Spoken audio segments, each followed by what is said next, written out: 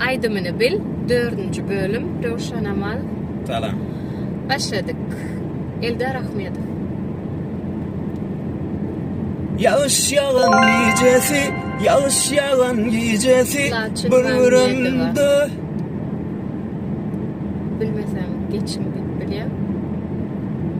Ay oğlan, kara oğlan, gönlümü alan Firuze. oğlan. Firuze. Bilmeyen musun?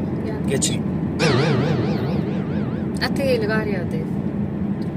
Halk artisti. Halk aydınlısı.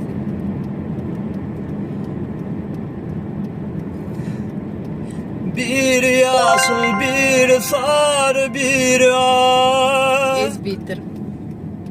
Kıymalı. Oğlum mu? Veda emesem. Ya.